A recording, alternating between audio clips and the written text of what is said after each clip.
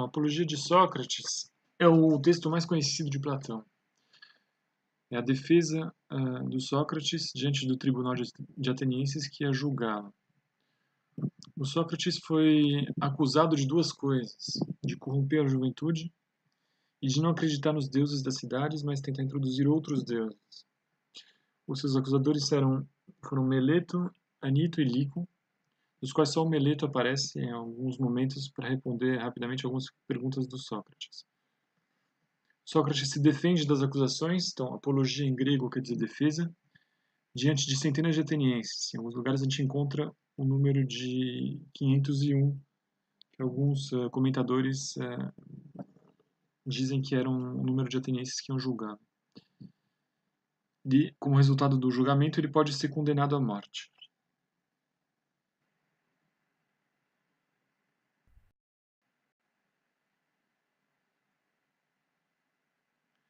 Então, o Sócrates diz no começo da sua defesa que ele vai falar de uma forma simples, mas verdadeira. E ele distingue entre os seus acusadores dois grupos diferentes. Ele diz que existe um primeiro grupo de acusadores que o tem difamado há muitos anos e que tem criado uma imagem dele que é falsa e que permitiu aos segundos acusadores, que são os responsáveis pela acusação atual, de levá-lo à justiça, ou seja, a Meleto, Anito e Licon de levá-lo à justiça. Ele começa o discurso se dirigindo aos atenienses como homens de Atenas. Então, o esperado seria que ele falasse juízes, mas não, ele fala homens de Atenas. E mais para o final do texto ele vai explicar por que ele não falou juízes agora, mas homens de Atenas somente. E ele explica que, na verdade, ele não vai fazer um grande discurso, ele não é um grande orador. Então, contrariamente ao que disseram os seus acusadores, que disseram que cuidado, Sócrates, ele é muito hábil no discurso, presta atenção, senão ele vai acabar convencendo vocês também. Eles, não vou fazer um grande discurso, mas eu vou dizer a verdade. Então, se você quer dizer que uma pessoa que fala a verdade é um grande orador, então só nesse sentido é que eu sou um grande orador. E ele evoca também a sua idade. Sócrates tem 70 anos no momento em que vai ser julgado. E ele diz que na sua idade ele nunca foi levado à justiça antes, que é prova da sua honestidade e do fato também de que ele não participou muito das decisões, das atividades políticas da cidade. E ele diz que na sua idade também não fica bem fazer um discurso todo rebuscado, cheio de floreio, como um adolescente faria, como um jovem faria. E é importante a gente lembrar que nessa época as pessoas se destacam na sociedade pela capacidade oratória, pela retórica, né? E os grandes mestres da retórica são os sofistas. E os sofistas, alguns deles dizem que podem provar qualquer coisa, podem provar uma coisa e o seu contrário. Então eles ensinam a arte da persuasão, a arte de você convencer os outros de qualquer coisa, sendo verdadeira ou sendo falsa, que não é muito honesto, vamos dizer assim.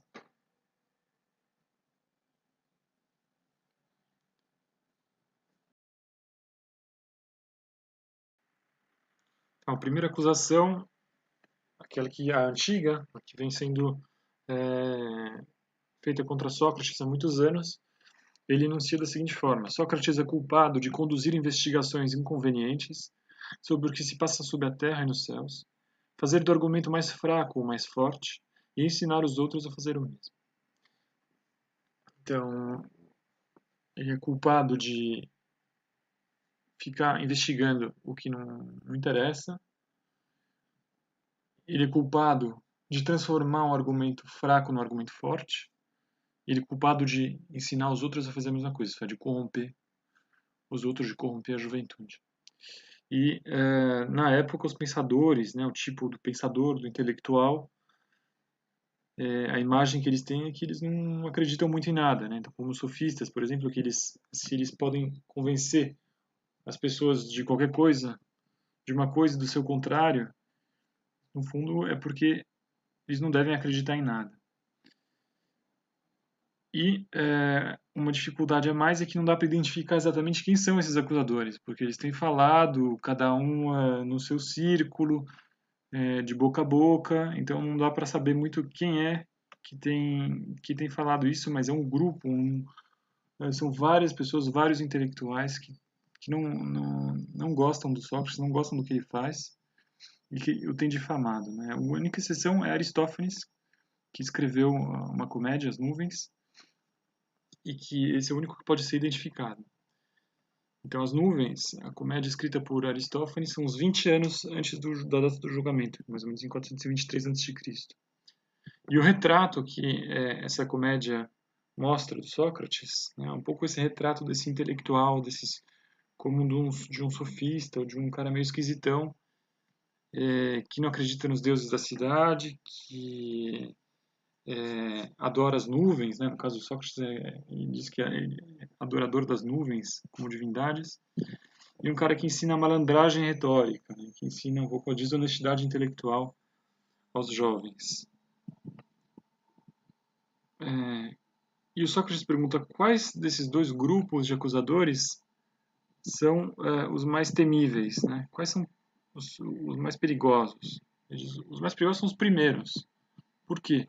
Porque eles têm falado contra Sócrates há décadas. Eles são muito numerosos. E os atenienses têm ouvido essas pessoas desde a infância. Então, a infância é uma idade em que a gente está ainda muito vulnerável, a gente não consegue ainda ter um senso crítico do que pode ser mentira, então é mais predisposto a acreditar. Então, os atenienses têm ouvido isso desde que eles são crianças. E pior é que eles acusam Sócrates sem que ninguém possa defendê-lo, né? O Sócrates não está lá quando eles estão difamando. Então, esses acusadores são mais temíveis. E foram eles que permitiram os segundos acusadores levarem o Sócrates à justiça, né? Então, isso mostra o quê? Isso mostra que a cultura precede e determina em grande parte a política. A ação judicial contra o Sócrates ela só foi possível porque muito tempo antes e durante muito tempo ele foi difamado por muitos pensadores, muitos intelectuais da época que no fundo não gostavam de Sócrates porque se sentiam humilhados por ele.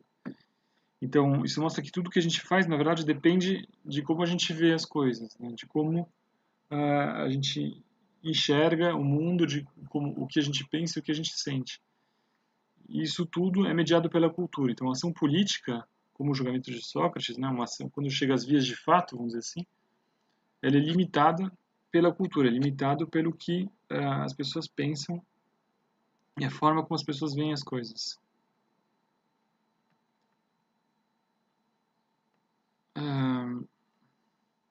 Então, vamos ver a defesa que o Sócrates faz contra essa acusação. Então, ele começa dizendo: o meu dever é obedecer à lei e apresentar a minha defesa. Esquisito, né? Porque a gente poderia dizer que se você está sendo acusado, naturalmente você vai querer se defender. Mas o Sócrates, ele diz, não, eu vou me defender porque é o que a lei me manda fazer. A lei me diz que eu tenho que me defender. No fundo, a gente vai ver ao longo do texto, o Sócrates não está muito preocupado se ele vai ser condenado ou se ele vai ser absolvido. O Sócrates tá preocupado em fazer o que é certo, em cumprir o seu dever, né? Então, é por isso que ele vai se defender.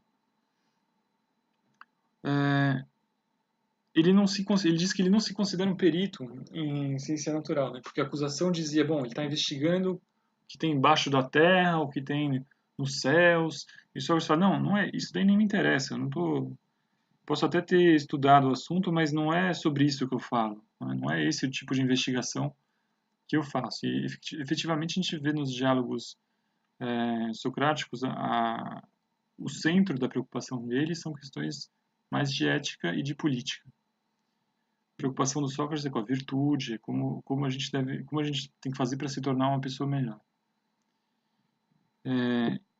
E qual é a prova que ele fornece? Ele apela ao testemunho dos próprios juízes. Ele diz, não, entre vocês, juízes, entre vocês atenienses, tem muitas pessoas que já me escutaram, que sabem do que eu falo. Então, perguntem para você, entre vocês, quem é que já me escutou e se é verdade o que eu estou dizendo. A prova e apela ao testemunho dos próprios juízes. E uma outra acusação que fazia é que ele recebia, por exemplo, o Aristófanes nas nuvens, e que é a imagem dos sofistas, né, que recebem muito dinheiro para poder ensinar os jovens, e no fundo para corromper os jovens. E o Sócrates nunca recebeu dinheiro em troca do ensino. Ele ensina de graça, sempre ensinou de graça, sempre fez as suas investigações de graça, para quem quisesse ouvir. E ele faz um elogio, talvez um pouco irônico, dos sofistas. Fala que eu não sei, até admiro as pessoas que são capazes de ensinar aos outros, né, que têm um conhecimento e podem transmitir. Eu não tenho conhecimento nenhum. Né? Um dos pontos que o Sócrates faz é esse. Eu não tenho uma doutrina positiva para ensinar para os outros. Eu tenho, no máximo, um método de investigação e uma honestidade de reconhecer quando eu não sei quando eu não tenho nenhum conhecimento do que eu estou falando. Então, o que faz realmente o Sócrates, né, se ele não tem uma doutrina para ensinar para os outros? E aí ele conta a história dele. E ele diz que ele vai invocar uma testemunha digna de confiança. Essa testemunha, né, ninguém menos do que o deus de Delfos. Então, uma pessoa que ele conhecia foi até o oráculo de Delfos e fez a seguinte pergunta: existe alguém mais sábio do que Sócrates? E a resposta do oráculo foi que não existe ninguém mais sábio do que Sócrates. E aí o que quer dizer, Deus? Porque o Sócrates fala, pô, mas eu reconheço que eu não tenho nenhum conhecimento para transmitir para os outros, não tenho nenhuma doutrina, nenhum conhecimento.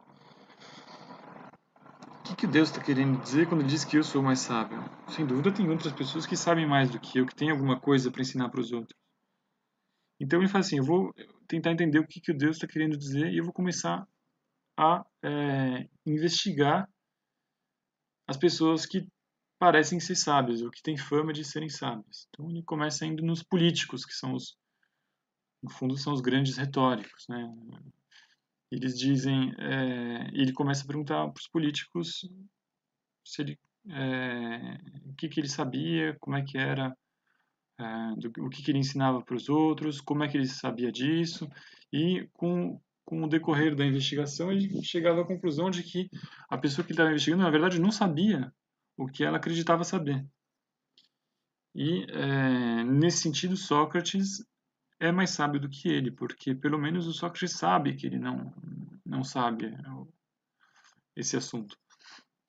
E a pessoa acreditava que ela sabia.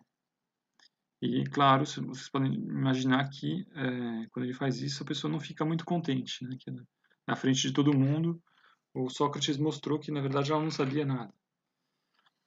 E ele faz isso com os políticos, em seguida ele faz isso com os poetas, né? Então tem coisas profundas que a gente lê nos poetas, que os poetas escrevem, os poetas compõem, e ele começa a perguntar, mas o que quer dizer, qual é o sentido que está por trás disso que você compôs?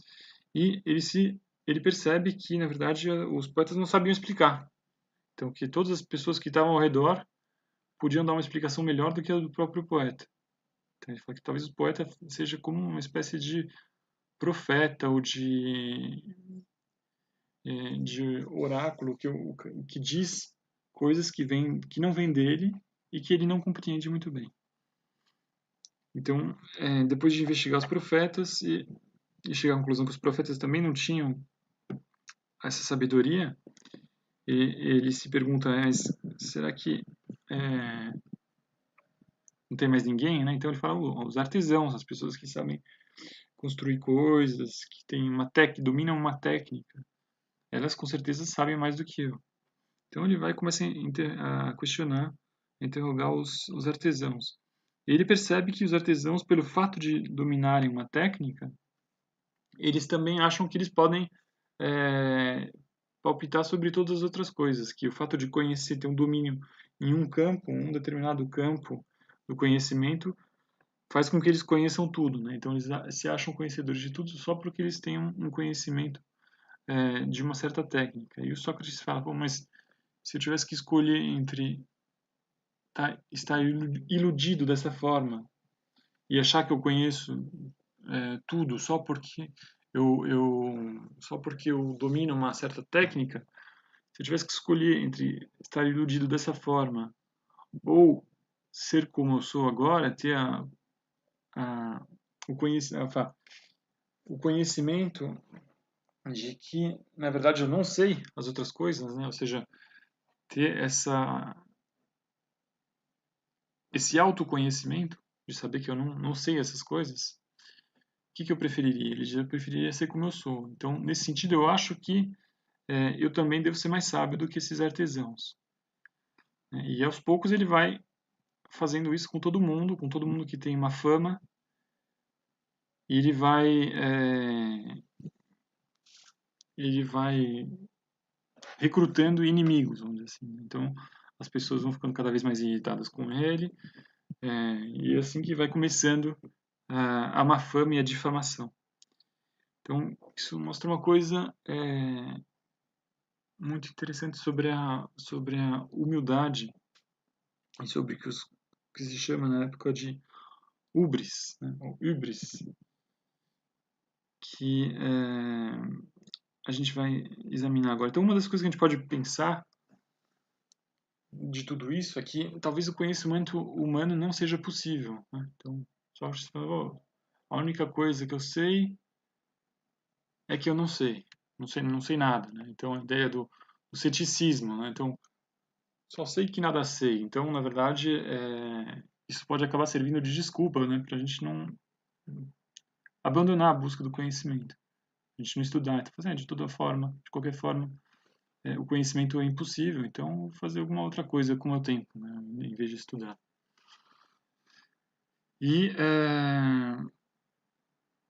Mas a gente não precisa entender a coisa assim. A gente pode tentar entender o trabalho socrático como justamente uma espécie de preparação do terreno, né? Uma crítica dessa atitude, dessa hubris. Né? O que é a hubris?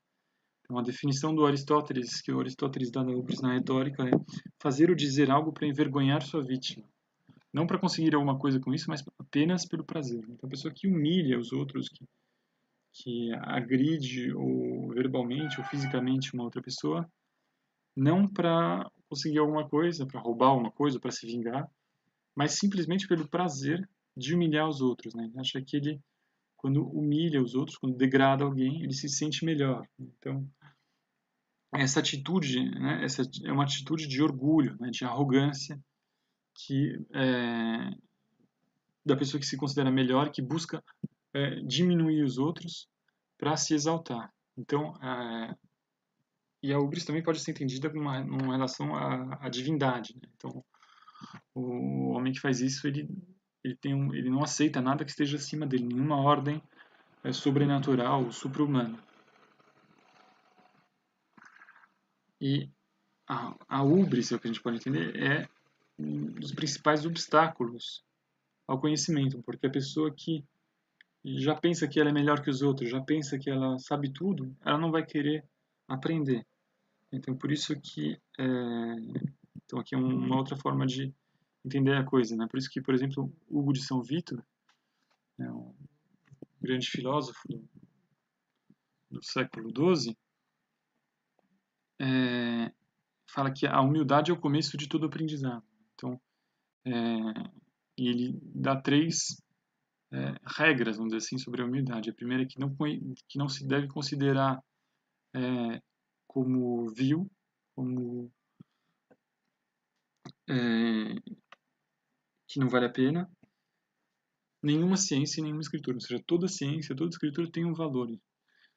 A gente deve tentar procurar aprender. A segunda é que não se envergonhe de aprender de ninguém. Então, que a gente vê esse problema nas pessoas que o Sócrates investiga. Né? Ou seja, quando o Sócrates mostra que elas não conhecem, que elas pensam que elas conhecem, em vez de elas ficarem felizes que estão aprendendo alguma coisa com Sócrates, né, elas ficam revoltadas, elas ficam indignadas. E a terceira é que quando tiver alcançado a ciência, não despreze os demais. Ou seja, a pessoa que quando já sabe alguma coisa, não desprezar os que ainda não sabem, mas ao contrário, procurar ensinar com humildade aos outros.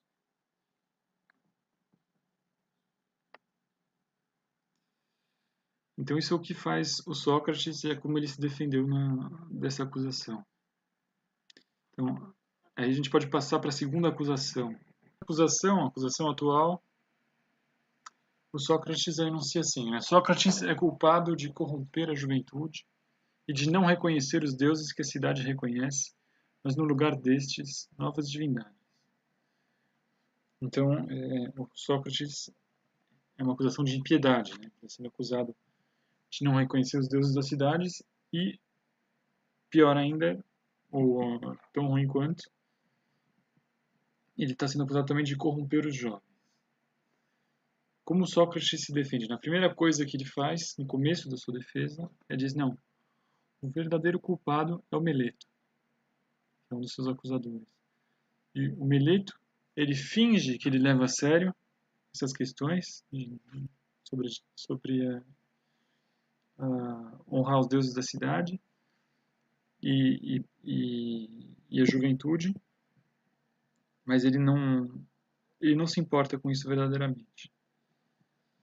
E para mostrar que ele não se importa com isso, ele interroga o Meleto.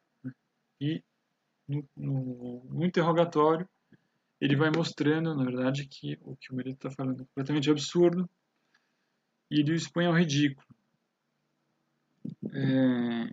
Ele diz mais ou menos assim, quem é que torna melhor os homens? Né? Será que é uma só pessoa ou será que são várias? Então, por exemplo, todas as pessoas que estão aqui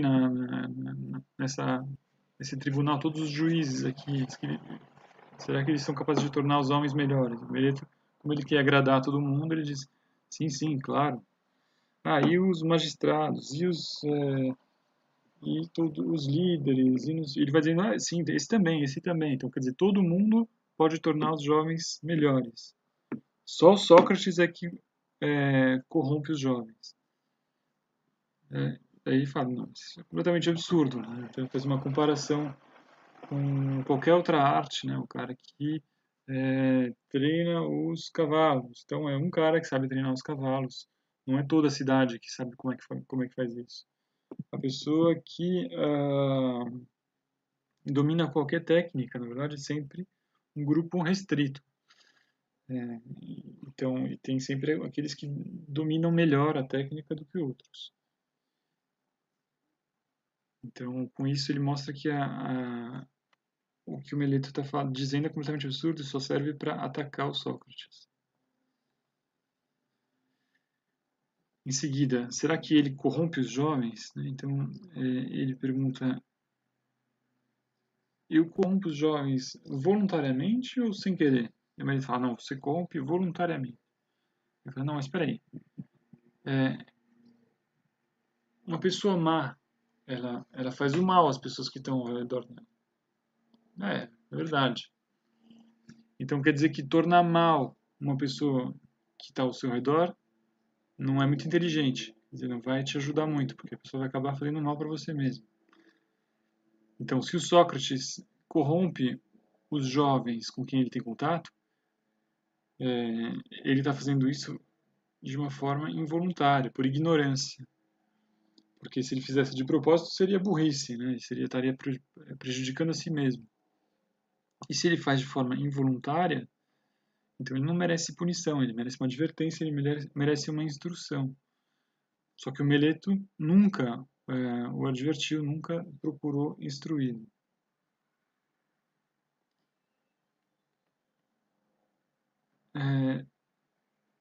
Em seguida ele passa a questão dos deuses, né? Então ele pergunta a Meleto, você está dizendo que eu não acredito nos bons deuses?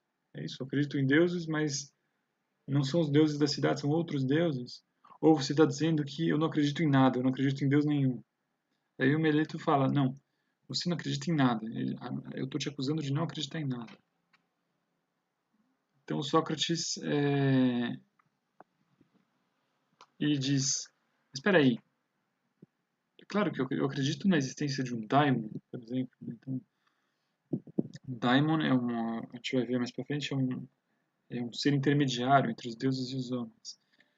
Os daimons, eles procedem dos deuses, né? Então, ele não pode, Sócrates não pode reconhecer que existe um daimon sem reconhecer que existe deuses. Então, ele mostra que a acusação do Melito também, nesse ponto, é absurda. E a verdadeira causa do processo, por que ele foi trazido à justiça, na verdade, é a calúnia daqueles primeiros acusadores e a inveja dessas pessoas.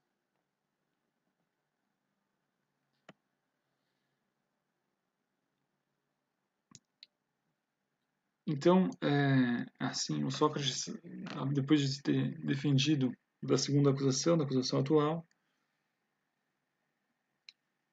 ele se imagina a pergunta, mas se alguém me perguntasse, Sócrates, mas será que não seria melhor você fazer outra coisa? Isso que você está fazendo aí tá te dando problemas, está correndo risco aí de ser condenado à morte, inclusive. Será que não seria melhor você parar e fazer alguma outra coisa? E, e o Sócrates diz, mas peraí, será que um homem tem que fazer tudo para preservar sua própria vida? Será que preservar sua própria vida, evitar a morte, é o bem supremo, o valor máximo que alguém pode ter? Ele fala, não, se um soldado na guerra, para preservar sua vida, abandona o seu posto e foge, ninguém considera isso bom, isso é desonroso. Então, da mesma forma, quem me comandou a fazer o que eu estou fazendo, quem me comandou a fazer a filosofia, né, a seguir esse caminho, foi o próprio Deus. Né? Então, se eu abandono esse trabalho, na verdade, isso vai ser uma grande desonra. Eu estou desobedecendo não só a um comandante militar, como no caso do soldado que abandonou o seu posto, mas estou desobedecendo ao próprio Deus. Então, e se eu tenho que perder minha vida para obedecer a Deus, então melhor perder a vida. E continua e diz o seguinte: não só isso, mas se vocês me condenarem à morte, quem disse que a morte é ruim? Alguém aqui sabe o que é a morte? Alguém aqui já experimentou a morte para saber que é ruim? Então, não dá para saber que a morte é ruim. Então, talvez ela não seja ruim. E o que é certo, mesmo se a gente não sabe se a morte é boa ou se é ruim, o que é certo é que a minha condenação, a condenação do Sócrates fala, a minha condenação, ela não vai ser má para mim, ela vai ser má para vocês. Porque é a cidade de Atenas que vai perder o Sócrates e que vai perder uma pessoa que está buscando instruir os outros e ensinar a virtude aos outros. Então, quem vai ser prejudicado não é o Sócrates, é Atenas. E ele completa e diz o seguinte: alguns de vocês talvez estejam pensando que eu sou arrogante, que eu estou aqui com uma postura de muita arrogância, porque eu não estou fazendo o discurso que vocês esperavam que eu fizesse, que é o de implorar o perdão, implorar a absolvição, começar a chorar, começar a fazer discurso emotivo, trazer os parentes para ficar na plateia chorando e outras coisas do tipo. Ele fala, não, mas isso seria indigno, porque os juízes eles têm que tomar uma decisão com base na verdade e na justiça, e não com base em lágrimas ou em pedido de perdão. Então seria indigno de mim de fazer isso. Eu prefiro ser condenado à morte com o meu discurso digno do que fazer um discurso indigno e ser absolvido. E, evidentemente, o Sócrates acaba sendo condenado pelos atenienses por uma pequena maioria, né? Não foi todo mundo que condenou, uma pequena maioria o condenou à morte. E agora ele tem que decidir qual vai ser a pena, porque o crime de que ele foi acusado não tem uma pena prevista em lei. Então, eles vão ter que decidir eles mesmos qual vai ser a pena que eles vão dar para o Sócrates. A pena proposta pelos acusadores, em Meleto, e os outros acusadores, é a morte. Mas talvez ele tenha proposto isso porque ele sabia que, em geral, os acusados eles sempre sugeririam uma pena alternativa para escapar da pena mais grave proposta pelos acusadores. Então, pode propor, por exemplo, o exílio, né, ou qualquer outra pena. E daí os juízes decidem qual vai ser a pena que vai ser atribuída ao culpado. Então, Sócrates, quando ele vai sugerir uma pena alternativa, ele fala, mas o que uma pessoa que faz o que eu faço merece? Né? Ele fala assim, bom, eu perdi os meus bens porque eu me ocupo tanto de ensinar os outros, de ensinar a virtude, que eu acabei ficando pobre, né? Não me ocupo dos meus próprios negócios.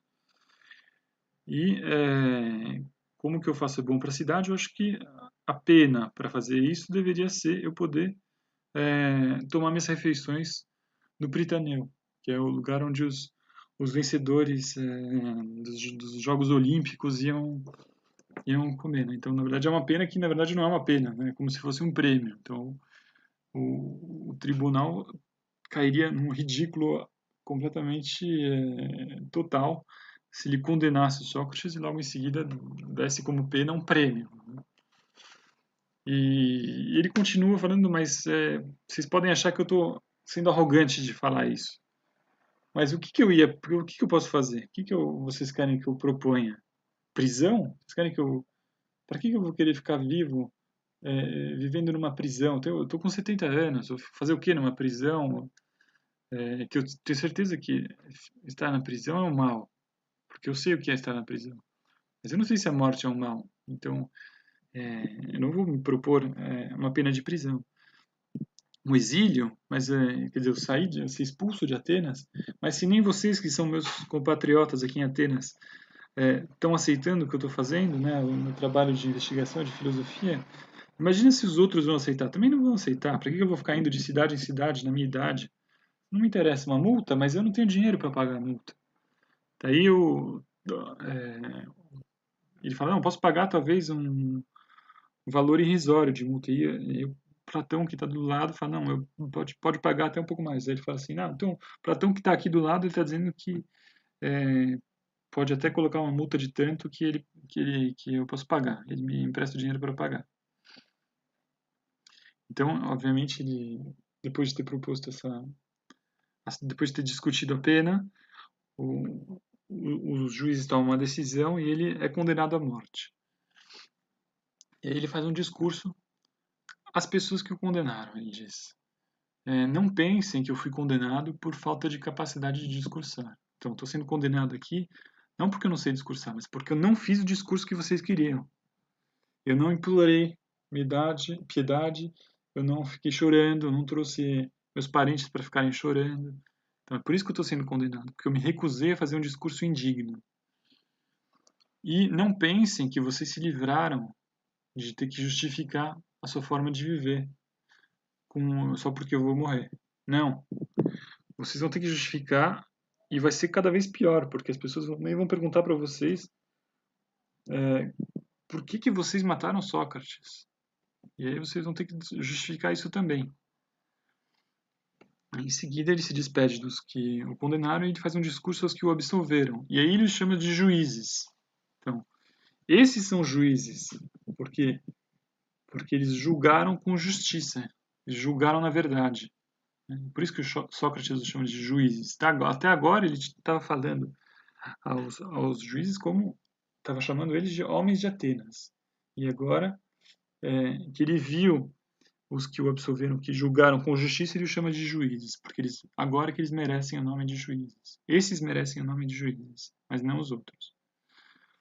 E ele fala que o seu daimon não se manifestou. O que é o daimon? Então, o daimon de Sócrates. Né? O daimon é a palavra que deu origem ao termo demônio em português.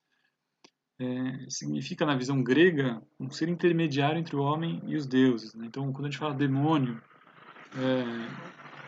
hoje em dia, né, o que a gente tem na cabeça é a visão cristã, em que existe Deus, existem os anjos, existem os demônios. Né? Na visão grega, não existe todas essas distinções. Né? O daimon é simplesmente um ser que está entre o homem e Deus. Ele está acima do homem, mas abaixo dos deuses. E então o daimon do Sócrates, ele diz, é uma espécie de voz, ele fala, uma espécie de voz que me alerta quando eu vou fazer alguma coisa ruim, alguma coisa que vai dar errado. Então ele me protege de tomar más decisões. E durante todo esse julgamento, essa voz não se manifestou, o que mostra para mim que eu fiz bem de fazer o meu discurso como eu fiz, e a morte não deve ser uma coisa má, pelo menos não para quem buscou viver a sua vida de forma correta, né, de forma justa. Então, assim termina o discurso de Sócrates aos juízes, e assim termina a apologia de Sócrates.